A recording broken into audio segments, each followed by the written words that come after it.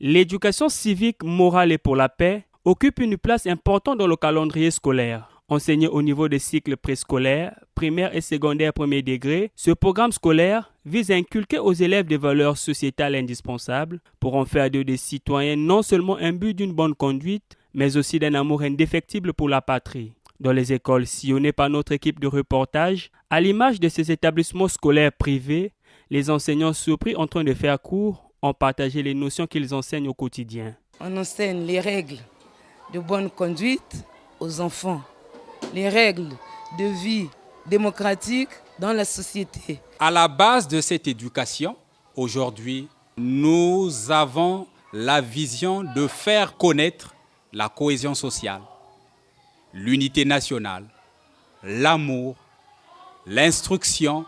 Dans ces disciplines, les élèves étudient aussi la nécessité de maintenir l'environnement propre et le respect de la chose publique. L'environnement n'est pas propre, ça apporte la maladie. Donc quand ils sont même hors de l'école à la maison doit être propre, bien nettoyée, en appliquant les règles d'hygiène telles que le balayage, l'entretien de la chambre à coucher. Pour ce responsable d'école, au regard de l'importance de l'éducation civique, morale et pour la paix dans la vie humaine et dans la société, cette matière devrait être enseignée jusqu'au lycée. Ce dernier a aussi relevé le manque d'accompagnement des formateurs de cette discipline. L'instruction civique est bel et bien enseignée, mais nous ne bénéficions pas de l'appui logique.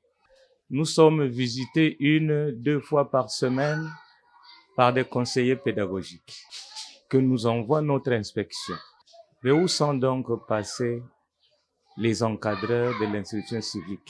Si l'instruction civique n'est pas enseignée dans l'école, ça veut dire que nous épousons aujourd'hui les bavures. Sinon, c'est pour dire qu'à l'école, en principe, du préscolaire jusqu'au secondaire, l'instruction civique devait être enseignée. Dans d'autres établissements scolaires, à l'instar de l'école Anne-Marie Javoué, l'éducation civique, morale et pour la paix est substituée à la formation humaine et religieuse, une discipline qui poursuit le même but, celui de former les hommes et les femmes responsables.